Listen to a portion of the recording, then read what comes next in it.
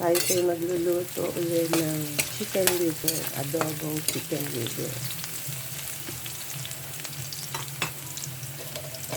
Ito na po yung ating chicken liver. Haluin natin.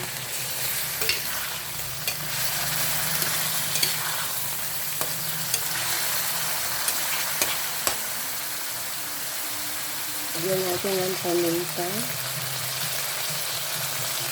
Then add toyo.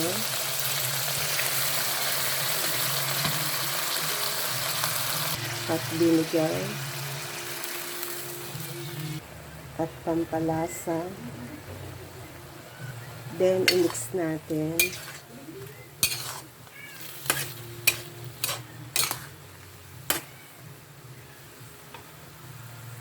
Then pakuluan uli natin.